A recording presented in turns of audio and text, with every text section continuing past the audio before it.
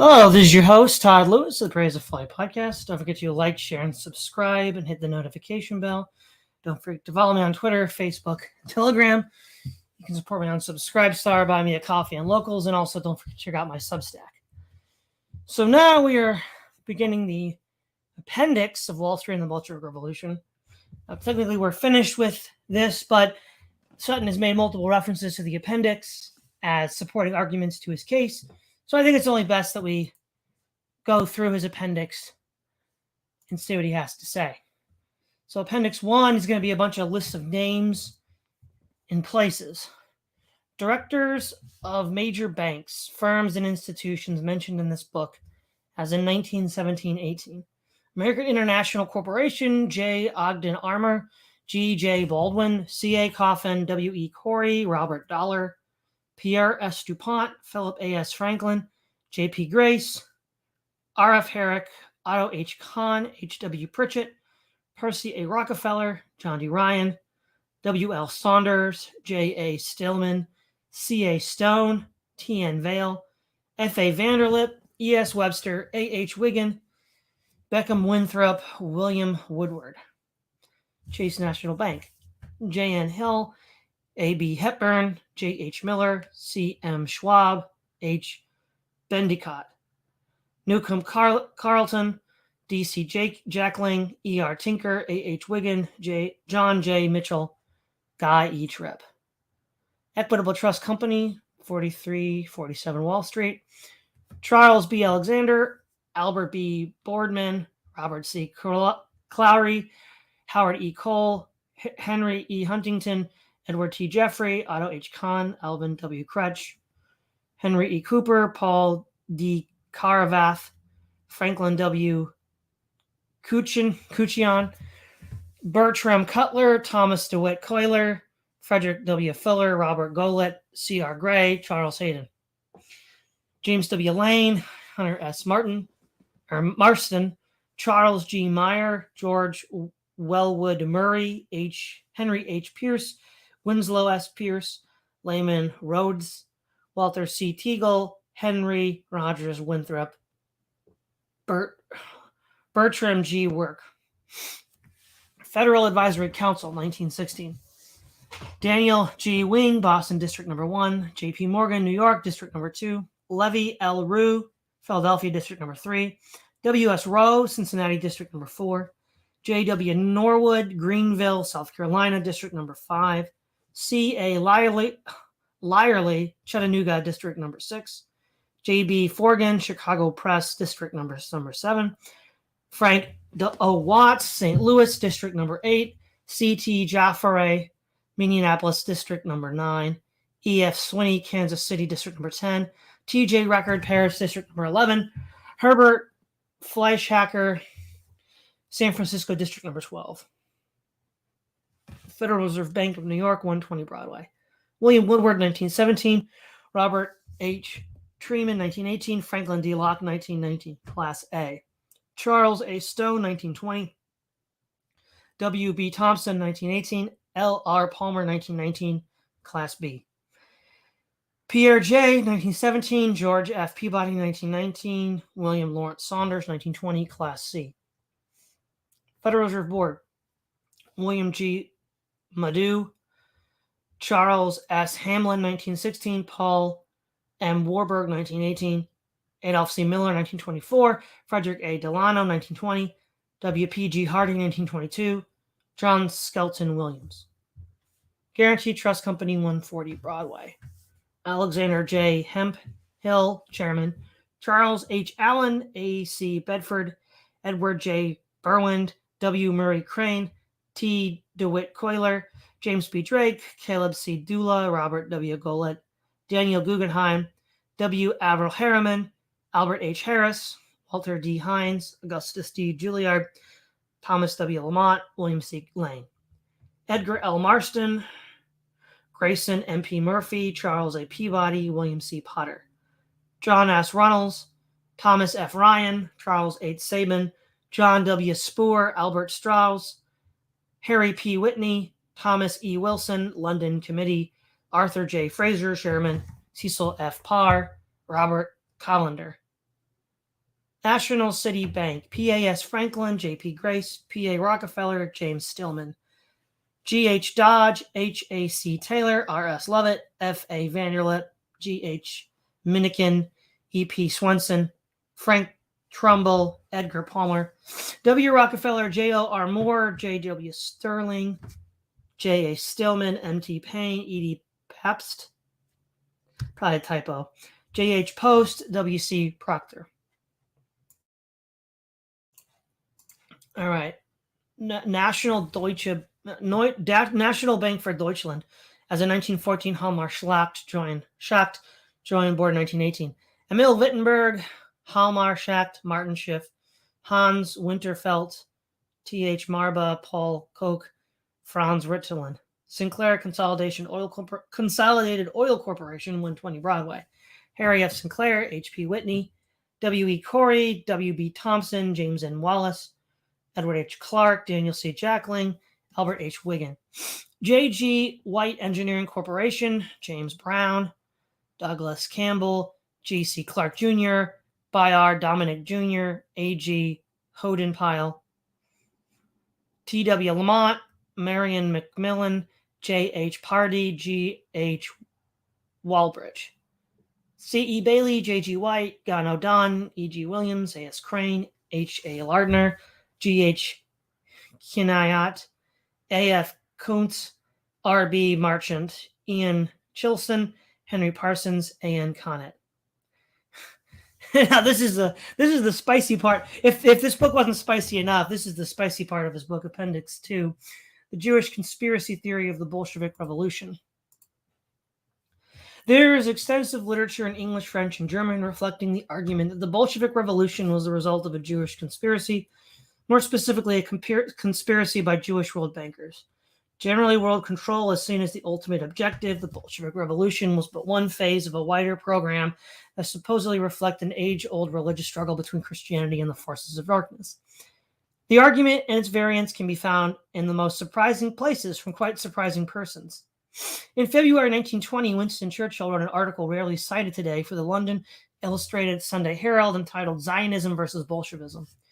In this article, Churchill concluded that it was particularly important that the national Jews in every country who are loyal to the land of their adoption should come forward on every occasion and take a prominent part in every measure for combating the Bolshevik conspiracy.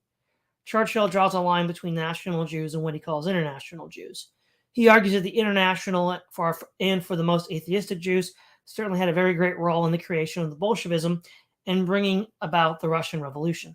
He asserts, contrary to fact, that with the exception of Lenin, the majority of leading figures in the revolution were Jewish, and added, also contrary to fact, that in many cases, Jewish interests and Jewish places of worship were exempted by the Bolsheviks from their policies of seizure. Churchill calls the international Jews a sinister confederacy, emergent from the persecuted populations of countries where Jews have been persecuted on account of their race. Winston Churchill traces this movement back to Spartacus. Weishaupt throws his literary net around Trotsky, Bela Kun, Rosa Luxemburg, Emma Goldman in charges. This worldwide conspiracy for the overthrow of civilization, for the reconstruction of society on the basis of arrested development, of envious malevolence and impossible equality has been steadily growing. Churchill then argues that this conspiratorial Spartacus Weishaupt group has been the mainspring of every subversive movement in the 19th century, while pointing out that Zionism and Bolshevism were competing for the soul of the Jewish people. Churchill in 1920 was preoccupied with the role of the Jew in the Bolshevik Revolution and the existence of a widespread Jewish conspiracy. Another well-known author in the 1920s, Henry Wickman Steed, describes in the second volume of his Through 30 Years, 1892 to 1922, page 302, how he attempted to bring the Jewish conspiracy concept to the attention of Colonel Edward M. House and President Woodrow Wilson. One day in March 1919, Wickman Steed called Colonel House and found him disturbed over Steed's recent criticism of U.S. recognition of the Bolsheviks. Steed pointed out to House that Wilson would be discredited among the many people and nations of Europe and insisted that unknown to him, the prime movers were Jacob Schiff, Warburg, and other international financiers who wished above all to bolster up the Jewish Bolsheviks in order to secure a field for German and Jewish exploitation of Russia. According to Steed, Colonel House argued for the establishment of economic relations with the Soviet Union. Preferably the most superficially damning collection of documents on the Jewish conspiracy is in the State Department file 861.00/5339. The central document is one entitled Bolshevism and Judaism, dated November 13, 1918. This text is the form of a report which states the revolution in Russia was engineered in February 1916, and it was found that the following persons and firms were engaged in this destructive work: Jacob Schiff, Jew; Kuhn Loeb and Company, Jewish firm; management, Jacob Schiff, Jew; Felix Warburg, Jew; Otto H. Kahn, Jew; Mortimer L. Schiff, Jew; Jermar J. Hauner, Jew; Guggenheim, Jew; Max Breitong, Jew; and Isaac Siegelman, Jew.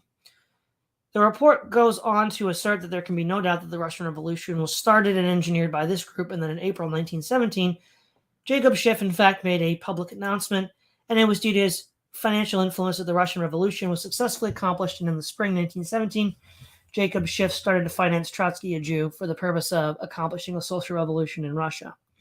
The report contains other miscellaneous information about Max Warburg's financing of Trotsky, the role of the Rhenish-Westphalian Syndicate and of Olaf Aschberg of the Nya Bank in Stockholm, together with Dziewatowski. The anonymous author, actually employed by the U.S. War Trade Board, states that the links between these organizations and their financing of the Bolshevik Revolution shows how the link between Jewish multimillionaires and Jewish proletarians was forged. The report goes on to list a large number of Bolsheviks who were also Jews, and then describes the actions of Paul Warburg, Judas Magnes, Kuhn Loeb and Company, and Speyer and Company. The report ends with a barb at international Jewry and places the argument in the context of a Christian-Jewish conflict, backed up by quotations from the Protocols of Zion. Accompanying this report is a series of cables between the State Department in Washington and the American Embassy in London concerning the steps to be taken with these documents. 5399 Great Britain, Telegram 3253. I guess that's 1 p.m. I don't know. October 16, 1919, in confidential file, secret for Winslow from Wright. Financial aid to Bolshevism and Bolshevik Revolution in Russia from prominent Jews: Jacob Schiff, Felix Warburg, Otto Kahn, Mendel Schiff, Jerome Hauner, Max Brementing, and one of the Guggenheims. Document being in possession of British police authorities from French sources. Ask for any facts. October 17th, I'll skip that. Wright from Winslow, financial aid to Bolshevik Revolution in Russia from prominent Jews, no proof. Read, but investigating, asks to urge British authorities to suspend publication at least until receipt of document by department. Number 28, November 28th, Great Britain. For Wright, document re financial aid to the Bolsheviki by prominent American Jews. Reports identified as French translation of a statement originally prepared in English by Russian citizens and am, etc., seem most unwise to give the distinction of publicity. It was agreed to suppress this material, and the file concludes, I think we have the whole thing in cold storage. Another document marked most secret is included with this batch of material. The provenance of the document is unknown and is perhaps FBI or military intelligence. It reviews a translation of the protocols of the meetings of the wise men of Zion and concludes, in this connection, a letter was sent to Mr. W. enclosing a memorandum from us with regard to certain information from the American military attaché to the effect that the British authorities had letters intercepted from various groups of international Jews setting out a scheme for world dominion. Copies of this material will be very useful to us. This information was apparently developed, and later British intelligence report makes the flat accusation. There is now definite evidence that the Bolshevism is an international movement controlled by Jews. Communications are passing between their leaders in America, France, Russia, and England with a view to concerted action. However, none of the above statements can be supported with hard empirical evidence. The most significant information is contained in the paragraph to the effect that the British authorities possessed letters intercepted from various groups of international Jews setting out a scheme for world dominion. If indeed such letters exist, they would provide support or non-support for a presently unsubstantiated hypothesis, to wit, that the Bolshevik Revolution and other revolutions are the work of a worldwide Jewish conspiracy. Moreover, when statements and assertions are not supported by hard evidence, and where attempts to unearth hard evidence lead in a circle back to the starting point, particularly when everyone is quoting everyone else, then we must reject the story as spurious. There is no concrete evidence that the Jews were involved in the Bolshevik Revolution because they were Jewish. There may indeed have been a high percentage of Jews involved, but given Tsar's treatment of Jews, what else would we expect? There were probably more Englishmen or persons of English origin in the American Revolution fighting the Redcoats. So what? Does that make the American Revolution an English conspiracy? Winston Churchill's statement that the Jews had a very great role in the Bolshevik Revolution is supported only by distorted evidence. The list of Jews involved in the Bolshevik Revolution must be weighed against the list of non-Jews involved in the revolution. When the scientific procedure is adopted, the proportion of foreign Jewish Bolsheviks involved falls to less than 20% of the total number of revolutionaries. And those Jews were mostly deported, murdered, or sent to Siberia in the following years. Modern Russia has, in fact, maintained Tsarist anti-Semitism. It is significant that the documents in the State Department files confirm that the investment banker Jacob Schiff, often cited as a source of funds for the Bolshevik Revolution, was in fact against the Bolshevik regime. This position, as we shall see, was in direct contrast with the Morgan Rockefeller promotion of the Bolsheviks. The persistence with which the Jewish conspiracy myth has been pushed suggests that it may well be a deliberate device to divert attention from the real issues and real causes. The evidence provided in this book suggests that the New York bankers, who were also Jewish, had relatively minor roles in supporting the Bolsheviks, while the New York bankers who were also Gentiles, Morgan, Rockefeller, Thompson, had major roles. What better way to divert attention from the real operators than by the medieval bogeyman of anti-Semitism? Lastly, Appendix 3. Selected documents from government files of the United States in Great Britain. Note, some documents comprise several papers that form a related group. Document number 1, cable from Ambassador Francis in Petrograd to USA Department and related letter from Secretary of State Robert Lansing to President Woodrow Wilson, March 17, 1917. Document number 2, British Foreign Office document, October 1917, claiming Kerensky was in the pay of the German government and aiding the Bolsheviks.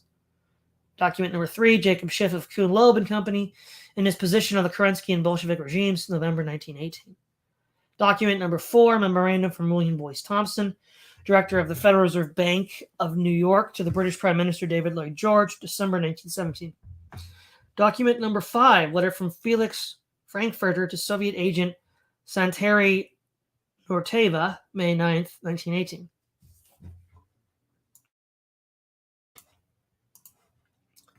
Document number 6, personnel of the Soviet Bureau, New York, 1920, list from the New York State Lust Committee files. Document number 7, letter from National City to the U.S. Treasury referring to Ludwig Martins and Dr. Julius Hammer, April 15, 1919. Document number 8, letter from Soviet agent William Bill Bobroff to Kenneth Durant, August 3, 1920. Document number 9, a memo referring to a member of the J.P. Morgan firm and the public director of propaganda, Lord Northcliffe, April 13, 1918. Document number 10, State Department memo, May 29, 1922, regarding General Electric Company. Document number 1, cable from Ambassador Francis in Petrograd to the Department of State in Washington, D.C., dated March 14, 1917, and reporting the first stage of the Russian Revolution. Secretary of State, Washington, 1287, unable to send a cablegram since the 11th. Revolutionists have absolute control on Petrograd and are making strenuous efforts to preserve order, which successful except in rare instances. No cablegrams gave your 1251 of the 9th, received March 11th. Provisional government organized under the authority of the Duma, which refused to obey the emperor's order of the adjournment. Oradzenko, president of the Duma, issuing orders over his own signature. Ministry reported to have resigned. Ministers found are taken before the Duma. Also, many Russian officers and other high officials, most if not all regiments ordered to Petrograd, have joined the revolutionists after arrival. American colony safe. No knowledge of any injuries to the American citizens. Francis, American ambassador, on receipt of the preceding cable, Robert Lansing, Secretary of State, made its contents available to President Wilson. Personal and confidential, my dear Mr. President, I enclose to you a very important cablegram which has just come from Petrograd, and also clipping from the New York World of this morning, in which a statement is made by Signor Sciollo, minister without portfolio in the Italian cabinet, which is significant in view of Mr. Francis's report. My impression is that the Allies know of this matter, and I presume are favorable to the revolutionists, since the court party has been, throughout the war, secretly pro-German. Faithfully yours, Robert Lansing. Comment. The significant phrase in the Lansing-Wilson letter is, "My own impression is that the Allies know of this matter, and I presume are favorable to the revolutionists, since the core party has been throughout the war secretly pro-German." It will be recalled, Chapter 2, that Ambassador Dodd claimed that Charles R. Crane of Westinghouse and Crane Co. in New York, an advisor to President Wilson, was involved in the First Revolution. Document number 2, Memorandum from Great Britain Foreign Office, October 23rd, 1917. Document, Personnel and Secret. Disquieting rumors have reached us from more than one source that Kerensky is in German pay, and that he and his government are doing their utmost to weaken and disorganize Russia, so as to arrive at a situation where no other course but a separate peace would be possible. Do you consider that there is any ground for such insinuations, and that the government, by refraining from any active action, are purposely allowing the Bolshevik elements to grow stronger? If it should be a question of bribery, we might be able to complete successfully if it were known how and through what agents it could be done, although it is not a pleasant thought. Comment refers to information that Kerensky was in German pay. Document number 3 consists of 4 parts. A, cable from Ambassador Francis, April 27th, 1917, in Petrograd to Washington, D.C., requesting transmission for a message from prominent Russian Jewish bankers to prominent Jewish bankers in New York, and requesting their subscription to the Kerensky Liberty Loan. Reply from Louis Marshall, representing American Jews. He declined the invitation while expressing support for the American Liberty Loan. Letter from Jacob Schiff of Kuhn Loeb, November 25th, 1918, to State Department Mr. Polk, relaying a message from Russian Jewish banker Kamenka, calling for Allied help against the Bolsheviks, because Bolshevik government does not represent Russian people. Cable from Kamenka, relayed by Jacob Schiff. Documents A. Secretary of State, Washington, 1229, 27th. Please deliver following to Jacob Schiff, Judge Brandeis, Professor Gothiel, Oscar Strauss, Rabbi Wise, Louis Marshall, and Morgenthau. We Russian Jews always believe that liberation of Russia meant also our liberation. Being deeply devoted to country, we place implicit trust contemporary government. We know the unlimited economic power of Russia and her immense natural resources, and the emancipation we obtain will enable us to participate development in country. This is not fully translated or whatever. That's one of the problems with Sutton. He sometimes doesn't have this whole thing squared away. We firmly believe that victorious finish of the war, owning help our allies in the United States, is near. That doesn't sound right. Well written either. Temporary government issuing now new public loan of freedom, and we will feel our national duty support loan high vital for war and freedom. We are sure that Russia has an unshakable power of public credit and will easily bear a 11 necessary financial burden. We formed a special committee of Russian Jews for supporting loan, consisting representatives, financial, industrial, trading circles, and leading public men. We inform you here of and request our brethren belong, whatever, the seas to support freedom of Russia. Oh, beyond the seas. Wow. To support freedom of Russia, which has now become case humanity and world civilization. We suggest you form the special committee and let us know of steps you may take. Jewish committee support, success, loan of freedom, Boris Kamenka, Chairman Baron Alexander Gunsberg, Henry Silasberg, Francis. B. Dear Secretary, after reporting to our associates the result of the interview which you kindly granted to Mr. Morgenthau, Mr. Strauss, and myself, in regard to the advisability of calling for subscriptions to the Russian Freedom Loan, as requested in the cable by Baron Gunsberg and Meisers Kamena and Silasberg of Petrograd, which you recently communicated to us, we have concluded to act strictly upon your advice. Several days ago, we promised our friends at Petrograd an early reply to their call for aid.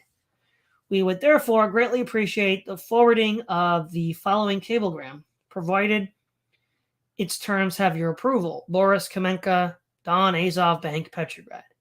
Our State Department, which we have consulted, regards any present attempt towards securing public subscriptions here for any foreign loans inadvisable.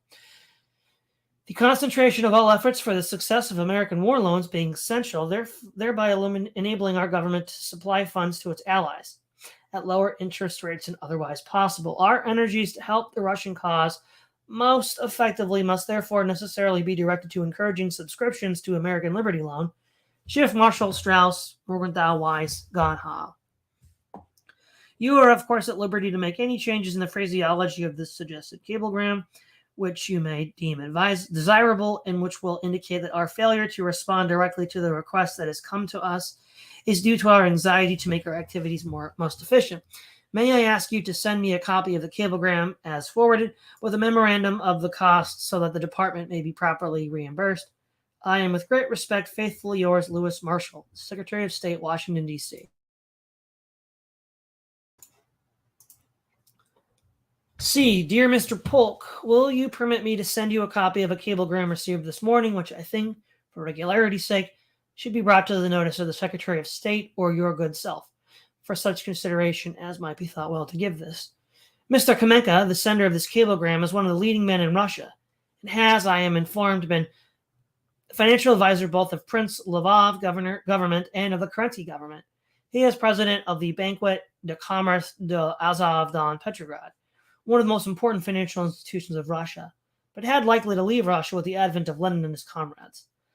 Let me take this opportunity to send sincere greetings to you and Mrs. Polk, and to express the hope that you are now in perfect shape again and that Mrs. Polk and the children are in good health. Faithfully yours, Jacob H. Schiff. Honorable Frank L. Polk, Counselor of State Department, Washington, D.C. D. The complete triumph of liberty and right furnishes me a new opportunity to repeat to you my profound admiration for the noble American nation. Hope to see now quick progress on the part of the Allies to help Russia in reestablishing order.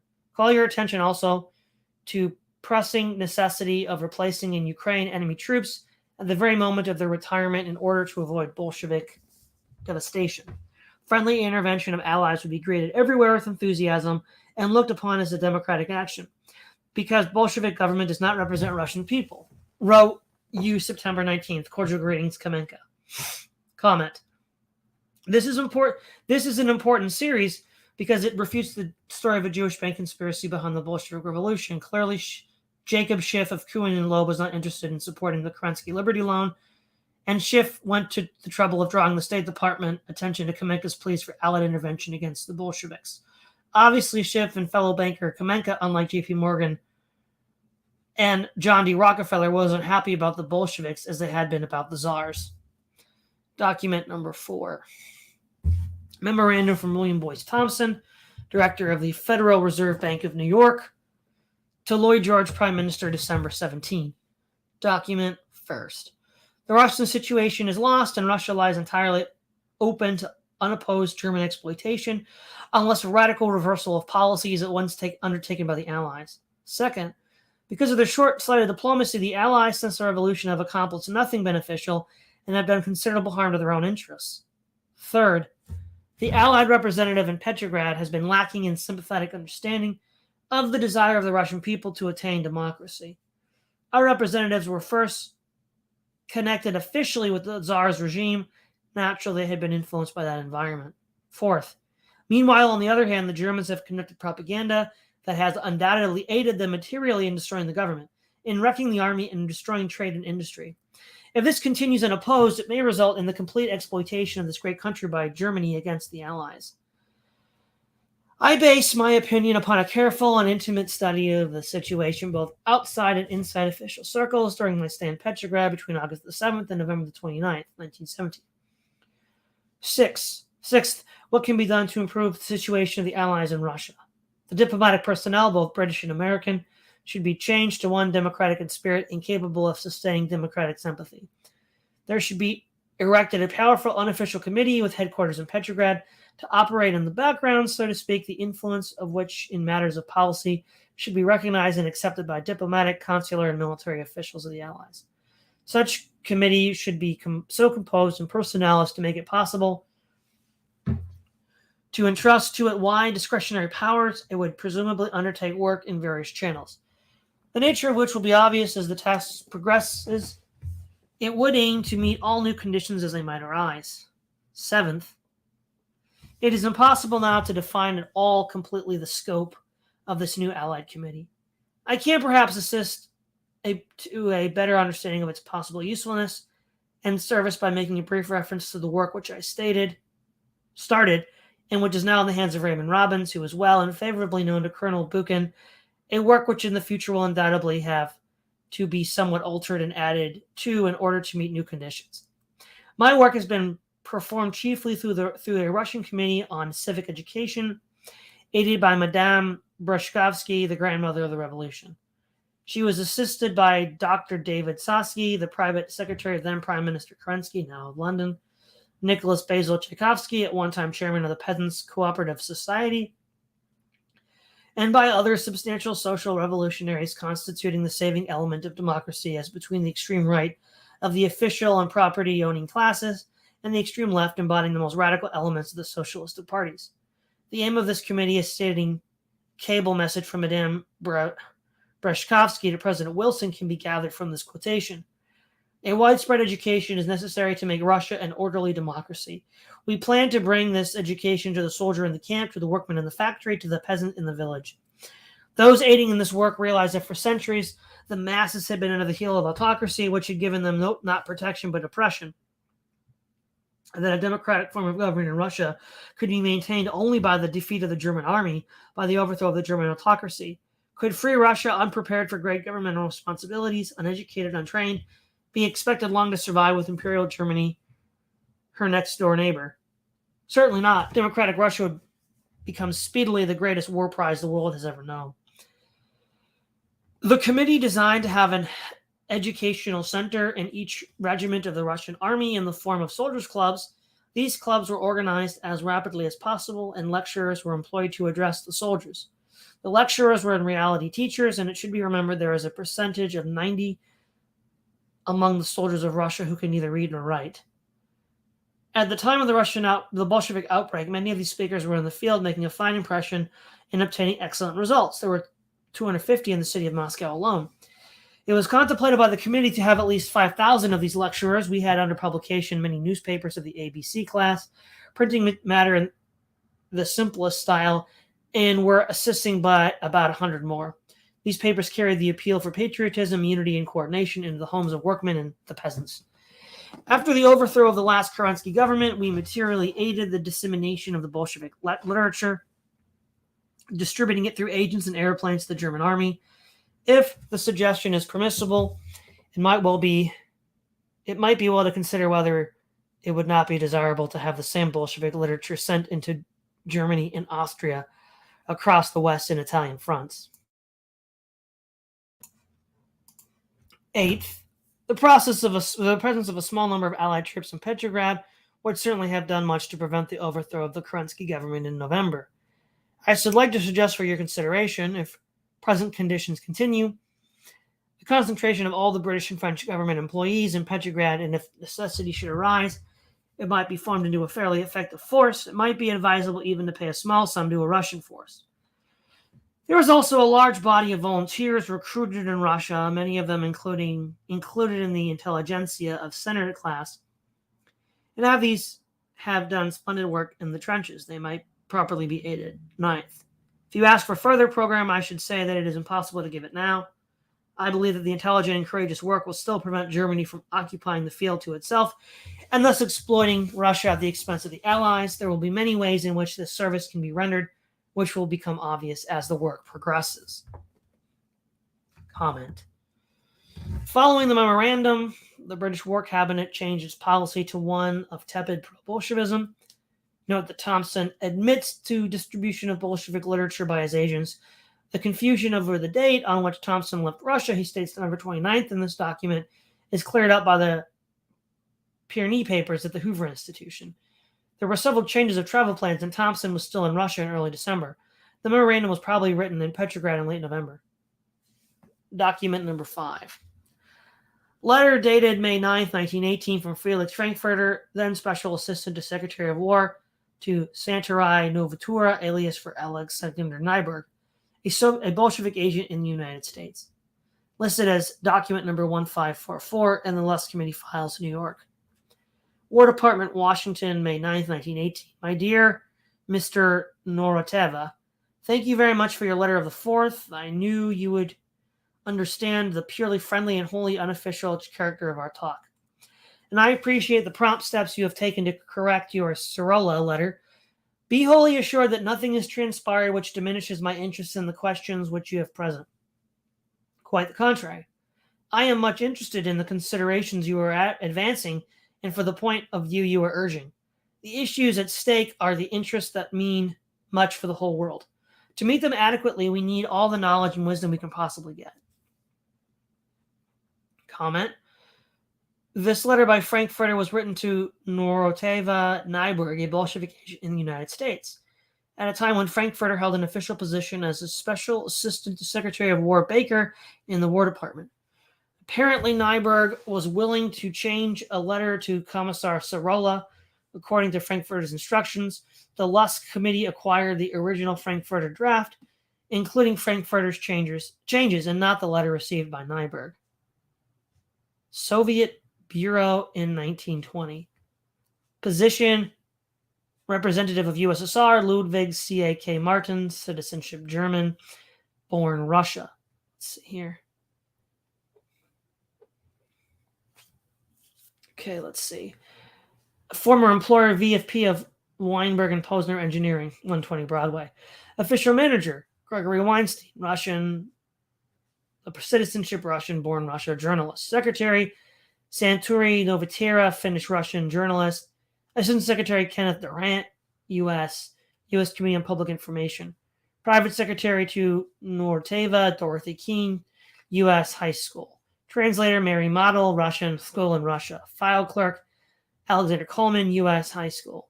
Telephone clerk, Blanche Abushevitz, Russian High School. Official attendant, Nestor Kuntsevich, Russian. Military expert, Lieutenant Colonel Boris Tugev, Russian.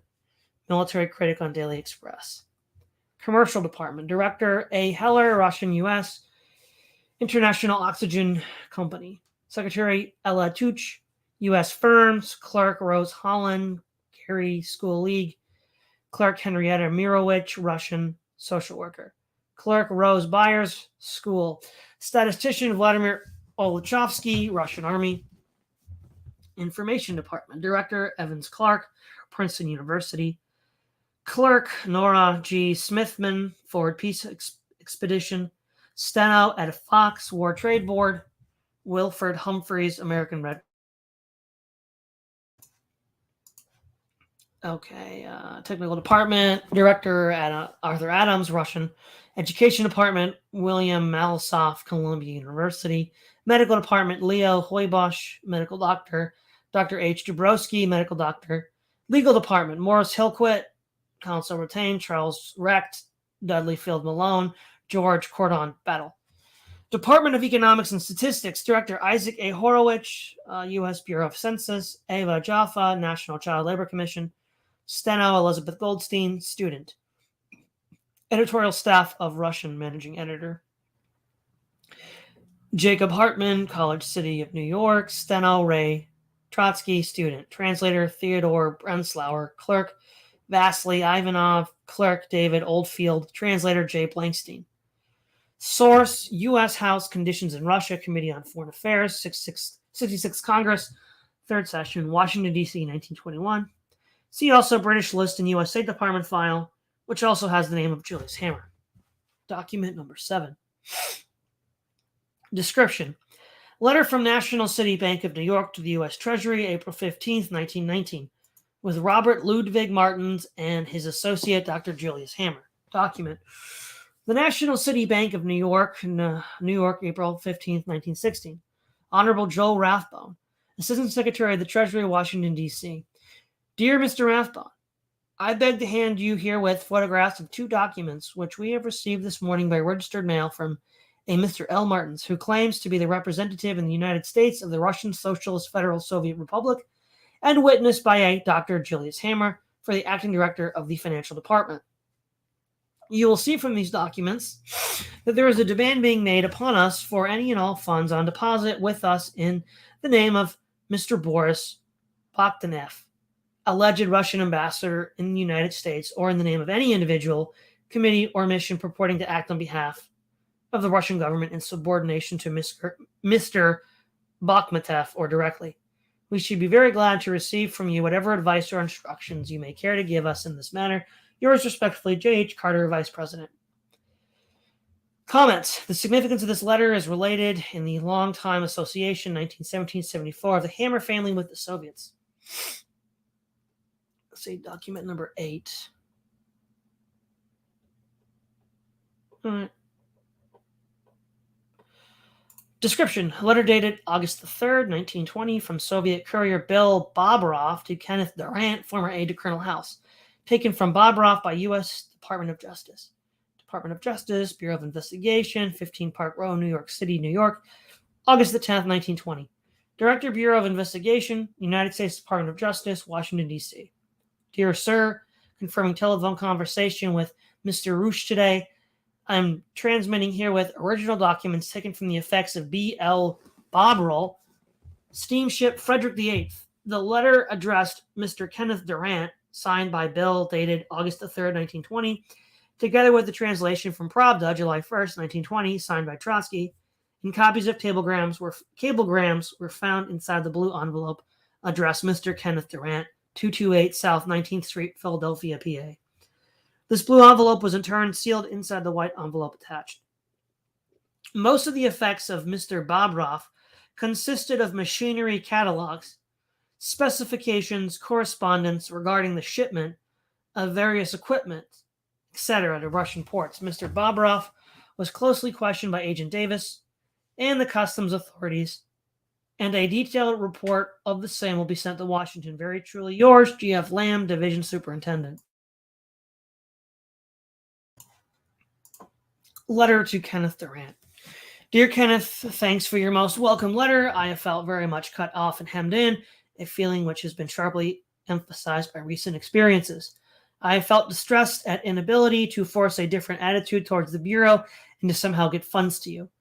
To cable $5,000 to you, as was done last week, is but a sorry joke. I hope the proposal to sell gold in America, about which we have been cabling recently, will soon be found practicable. Yesterday, we cabled asking if we could sell 500 million rubles at a minimum of 45 cents. Present market rate being 51.44 cents. That would net at least $2,225,000. L's present need is $2 million to pay Niles, Jewel & Co. in Christiana for the first part of the coal shipment from America to Vardo, Murmansk, and Archangel. The first ship is entering Vardo, and the second left New York about July the 28th. Altogether, Niles, Jewel & Co., or rather the Norges Bank of Christiana, on their and our account, held $11 million worth of gold rubles of ours, which they themselves brought from Ravenna to Christiana, as security for a coal order and the necessary tonnage, but the offers for purchase of this gold that they have so far been able to get are very poor, the best being $575 per kilo, whereas the rate offered by the American Mint or Treasury Department is now $644.42 US. Concerning the large sum it would involve, it would be a shame to let it go at too heavy a loss. I hope that ere you get this, you will have been able to effect the sale at the same time, thus getting $250,000 or more for the Bureau. If we can't in some way pay the $2 million in Christiana that was due 4 days ago, within a very short time, Niles, Jewel & Co. will have the right to sell our gold, and they now hold at the best price then obtainable, which, as stated above, is quite low. We don't know yet how the Canadian negotiations are going. We understand Norteva turned over the strings to Schoen when N's arrest seemed imminent. We don't, at this writing, know where Norteva is. Our guess is that after his enforced return to England from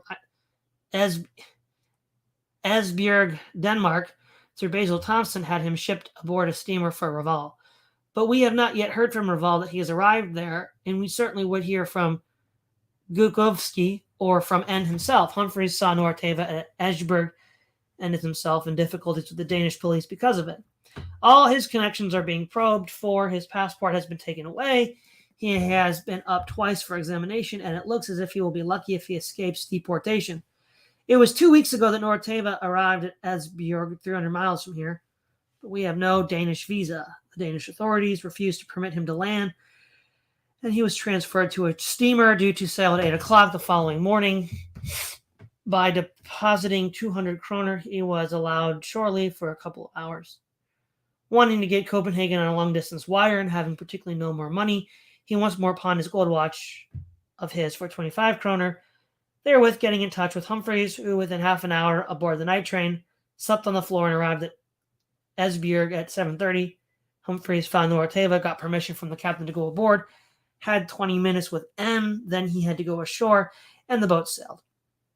Humphreys was then invited to the police office by two plainclothes men who had been observing the proceedings. He was closely questioned, addressed, taken, and then released, and that night took train back to Copenhagen. He sent telegrams to Uwer of Daily Herald Schoen and to Klitschko at 120 New Broad Street, urging them to be sure and meet New Orteva's boat so that N couldn't again be spirited away. But we don't know yet just what happened. The British government vigorously denied that they had any intention of sending him to Finland. Moscow has threatened reprisals if anything happens to him. Meantime, the investigation of H has begun. He was called up at his hotel by the police, requested to go to headquarters, but not arrested. And we understand that his case is now before the Minister of Justice. Whatever may be the final outcome, Humphreys' comments upon the reasonable courtesy shown him contrasts with the ferocity of the Red Raids in America.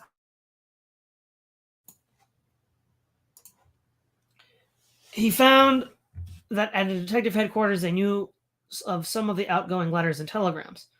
I was interested in your favorable comment upon Krasen interview of Tobokins.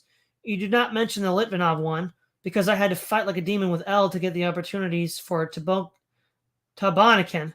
Through T, arrived with a letter from Orteva. Also did Arthur Rule. L. Brusky turned down in less than 1 minute the application T was making to go into Russia.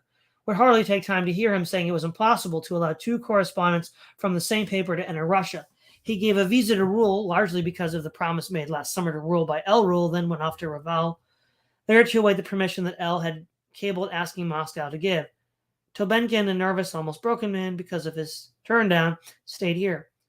Realized the mistake that had been made by the snap judgment and started in on the job of getting it changed. Cutting a long story short, I got him to leave Revel with a letter to Guovsky from L. In the meantime, Moscow refused Rule, notwithstanding L's visa. L was maddened at an affront to his visa and insisted that it be honored. It was, and Rule prepared to leave. Suddenly word came from Moscow to Rule, revoking the permission, and to Litvinov, saying that the information had reached Moscow that Rule was in the service of the State Department. At time of writing, both Tobokin and Rule are in Revel's stock. I told L this morning more of the boat leaving tomorrow and of the couriers be available. Ask him if he had anything to write to Martins. Offered to take it in shorthand for him, but no, he said he had nothing to write about it that might perhaps send duplicates of our recent cables to Martins. Kamenev passed here by on a British destroyer en route to London and didn't stop off here at all, and Krasen went direct from Stockholm. Of the negotiations Allied and Polish and of the general situation, you know about as much as we do here. L's negotiations with the Italians have finally resulted in establishing of mutual representation. Our representative Vorovsky, having already gone to Italy, and the representative M. Gravina, is en route to Russia. We have just sent 2 shiploads of Russian wheat to Italy from Odessa. Give my regards to the people of your circle that I know, with all good wishes to you. Sincerely yours, Bill.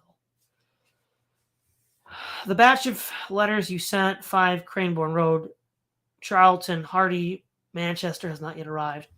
L's recommendation to Moscow, since M asked to be moved to Canada, is that M should be appointed there, and that N, after receiving some weeks in Moscow, acquainted himself firsthand, should be appointed representative to America. L is sharply critical of the Bureau for giving too easily visas and recommendations. He was obviously surprised and incensed with B, reached here with contracts secured in Moscow upon strength of letters given to him by M. The latter message from M evidently didn't reach Moscow. What L plans to do about it, I don't know. I would suggest that M cable encipher his recommendation to L.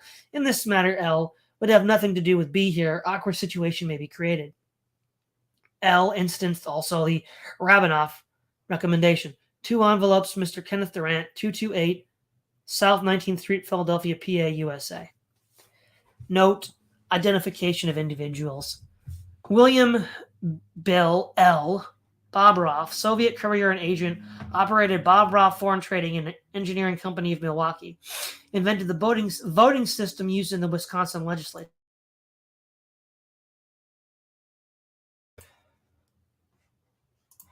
Okay. Kenneth Durant, aide to Colonel House, see text. Schoen, employed by International Oxygen Company owned by Heller, a prominent financier and communist. Ewer, Soviet agent, reporter for London Daily Herald. Klitschko, Soviet agent in Scandinavia. Noroteva, also known as Alexander Nyberg, first Soviet representative in the United States, see text. Sir Basil Thompson, chief of British intelligence. L. Litvinov. H. Wilfred Humphreys, associated with Martins and Litvinov, member of Red Cross in Russia. Krasin, Bolshevik Commissar of Trade and Labor, former head of Siemens Schuckert in Russia. Comments. This letter suggests close ties between Bobrov and Durant. Document number 9. Description. Memorandum referring to request from Davidson Morgan partner to Thomas Thatcher, Wall Street attorney, associated with the Morgans and passed to Dwight Morrow, Morgan partner, April the 13th, 1918.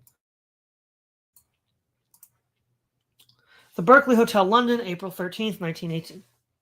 Honorable Walter H. Page, American Ambassador to England, London. Dear Sir, several days ago I received a request from Mr. H.P. Davison, Chairman of the War Council of the American Red Cross, to confer with Lord Northcliffe regarding the situation in Russia, and then to proceed to Paris for other conferences. Owing to Lord Northcliffe's illness, I have not been able to confer with him. But I'm leaving with Mr. Dwight W. Morrow, who is now staying at the Berkeley Hotel, a memorandum of the situation which Mr. Morrow will submit to Lord Northcliffe on the latter's return to London. For your information and the information of the State Department, I enclose to you herewith a copy of the memorandum. Respectfully yours, Thomas D. Thatcher.